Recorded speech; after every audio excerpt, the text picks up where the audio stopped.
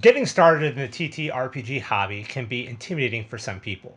Whether you're planning to play D&D or any other great tabletop role-playing game, the books and rules can feel like a lot to learn. Sure, there are some more simple games out there, but for most people, their first foray into the hobby will be D&D. And what can be even more intimidating than playing for the first time is DMing for the first time. So today, I want to talk about how to get started as a DM. Let's get into it.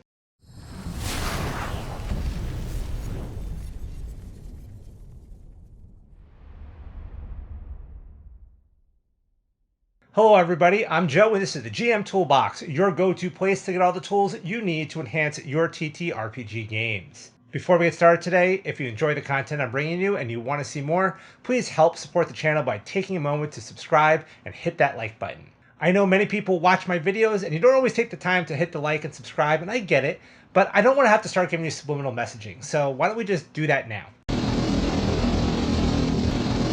So you want to DM for the first time. For some, you may have plenty of experience playing the game, but none as a DM. Or others, you may be in a group where you and all the players are new to the game. Regardless of the circumstances, running a game can feel intimidating. My daughter is 13 and she just joined her school's D&D club.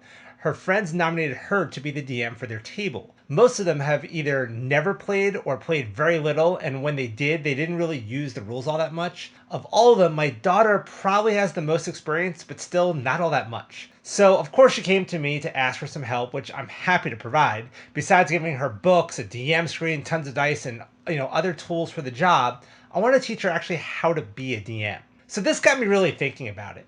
How do you teach someone to DM? What advice do you give a new DM? Besides the obvious of relax and have fun and don't stress too much, what are the actual things they should be doing to prepare for a game? So today we're going to attempt to address some of the basics.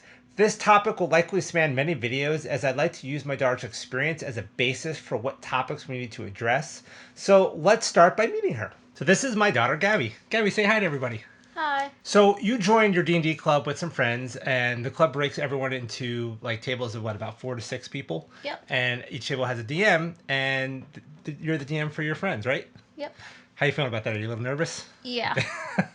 How did you get picked for this job? Nobody else really wanted to do it, and I kind of wanted some more practice with DMing, so. Okay, that's a good answer, because a lot of times people are going to, be playing for the first time with their whole group of friends, and somebody's got to do it. So you're being brave here, volunteering. So besides things like what do you need to run a game, do you have any questions for me about being a DM for the first time? How should I help them set up their characters if they don't know what they're doing and I don't either? That's a good one. That's a really important one. We'll dive into that in more detail. But one thing I want you to keep in mind is you should have a basic understanding of their characters, but it's not your job to know every little ability and stuff like that. But you do want to help them with character creation. So we'll talk about that a little bit. So besides characters, do you have any other questions for me about running a game or setting up for a game or preparing or anything like that? Yeah, I really have no idea how I should set up. Okay, that's a broad question, right? It's like, what should I do first? Where do I start? And I think a lot of people are going to face that kind of question.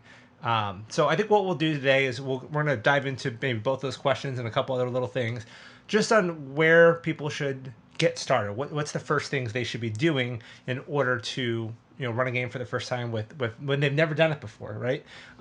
There's a million videos on YouTube, and I'll even send you some that can help with a lot of ins and outs and specific things about different stuff for being a DM for the first time. But what I really want to focus on for us is just some of the things you just need to do. Like what should I be doing to prepare to DM for the first time? Does that sound good? Okay, so you and I will do some of that together over the weekend, so you can get a little one-on-one time, and that should help you out a lot. And for everybody else, you have this video. Gabby, thanks for coming on with helping me out with this video. I want to do maybe more of these as you progress as a DM. You're going to run into other questions, and maybe we can do some more episodes like this. Does that sound good? Yep. All right. Well, I love you. Thanks for coming on. You too. I love her. Okay, so that was Gabby. She's great. I have to say, I'm a super proud daddy right now. She's cute too. I am so excited about her being a DM. I plan to make her the envy of the club. So let's talk about Gabby's questions, right? Her main one of what should I do first and what do I need to know? Those are kind of the big ones, as well as talking about those, how she can help her players with their characters. Now, these are kind of broad questions, so we're going to try and give some specific answers so it's not too overwhelming. So, to start, what do I need to do first? Well, we're going to start with what we call session zero. This is a pre session before you ever play the game. You may even need more than one of these. As part of session zero, you and your group should talk about what kind of game you want to play. Is it going to be a dark, scary game? Is it going to be more lighthearted and silly? Maybe a heist, or maybe a more traditional save the world type of adventure? Or maybe you, as the DM, have an idea already of what game you want to run. So make sure your players are on board with that and have no objections. If they don't want to play what you have in mind, forcing it won't make it very fun. Also, let's make sure they don't have any other types of themes or ideas that may be off limits to them. If someone is deathly afraid of spiders, for instance, we probably don't want to have spiders in the game. Things like that. Now, this is what we call a social contract. This doesn't have to be in writing, though, although some people do have that for their games. There are actually templates out there if that's something you want. Okay, so once that's done and we're at least settled on what type of game we want to play, the next big thing to do would be for your players to decide about characters. And this is something Gabby asked about. Of course, this is important to them, but also to you as the DM. Knowing what your player characters are will help you with your game prep and encounter prep later on, and you may want to make parts of their characters' backstories part of the game to make them feel more connected to it. Now, if you're new, there are some great flowcharts out there that you can use for your players to help them decide what they want to play as. Or they may already know. I find that just asking them what they envision for their character can help. But you may know just about as much about the character classes as they do, so having a flowchart can help. Of course, you could go through the entire book and read it all, but that's a lot and a bit overwhelming. You'll learn all the things with time.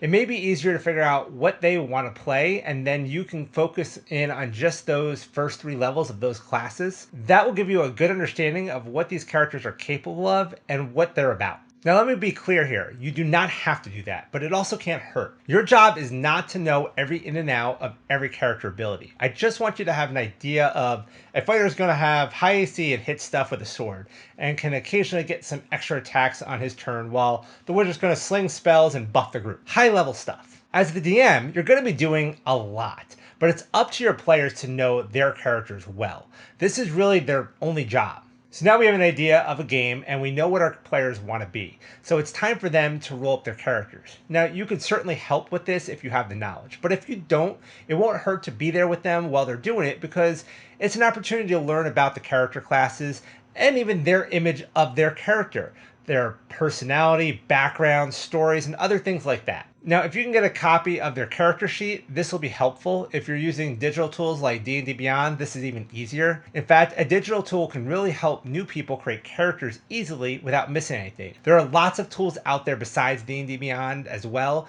It's just maybe the more well-known one, but I definitely recommend a tool if you guys are new, because it'll help to make sure that you don't miss anything, that all the math is done right. Stuff like that can be very, very helpful. So maybe look into that. Okay, so now characters are done.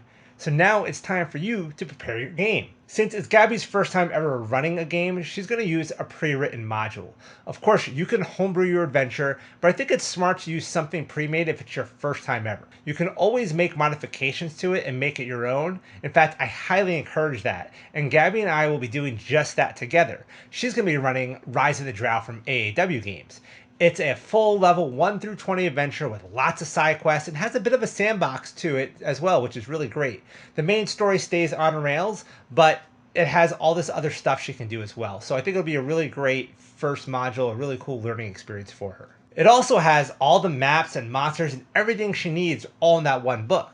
Plus, she loves the Drow or matriarchal society. It's perfect for her. But you choose whatever you want. Now, I generally suggest you read the module. However, that may be a lot, especially with a huge book like Rise of the Drow. So check out YouTube and see if you can find a good review of the product that gives you an overview.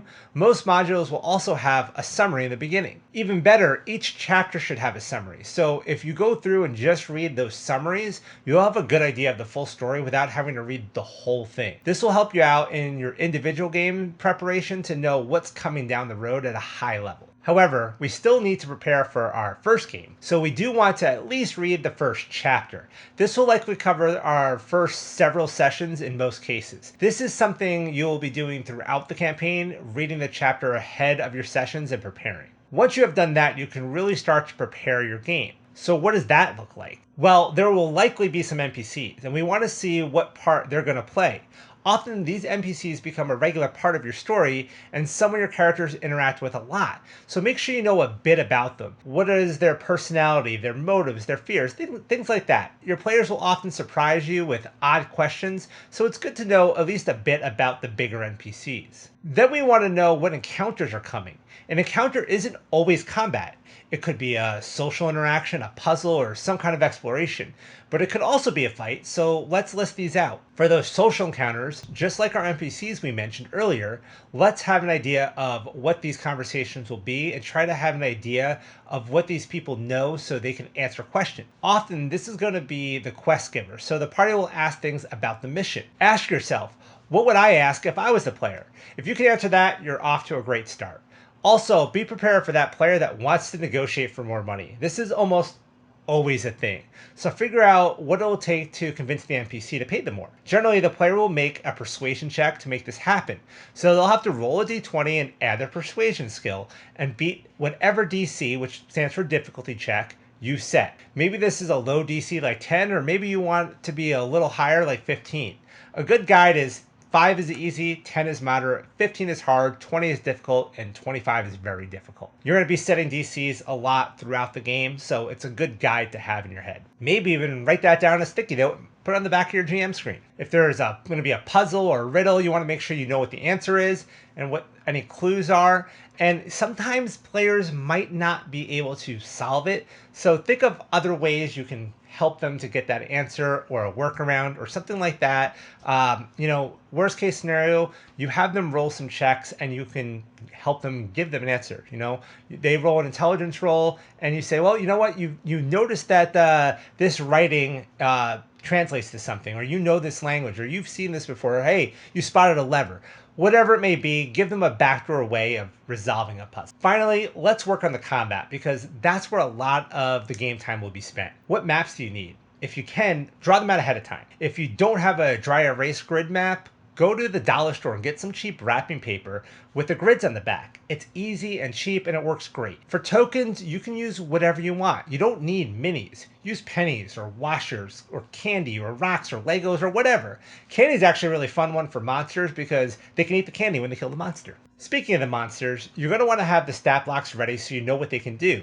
And then just have some paper to track initiative and monster hit points. I even have a great little form I downloaded offline that gives me columns to track hit points and an initiative tracker on it. In fact, you know what? I'll link that for you guys here in the description. Now, I know this all sounds like a lot, and each of these topics could be a full video on its own. And like I told Gabby, there are hundreds of videos out there on these topics which you can go and watch.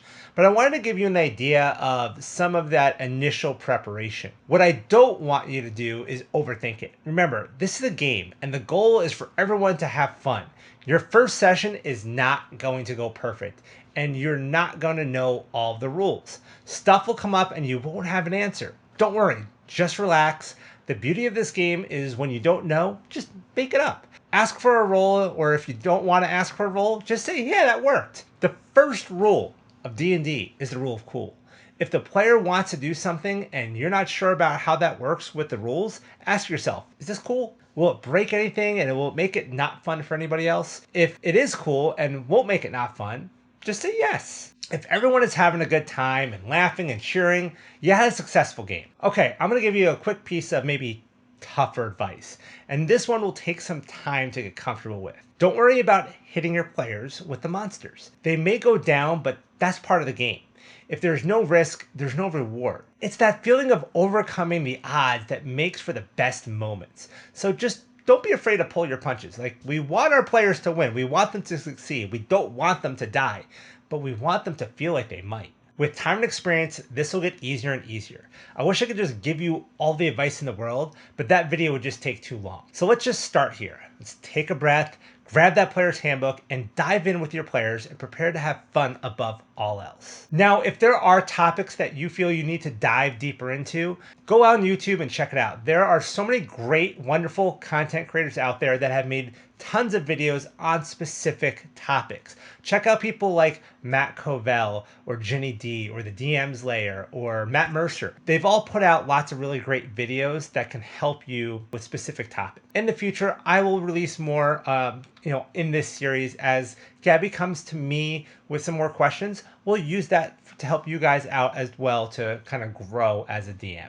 Well, I hope you all found this useful. And let me ask you, are you new to DMing? If so, let me know in the comments below. Or if you're a veteran DM, tell me about your first time DMing. I think the newbies would really enjoy some of your war stories. We all have them and they're great.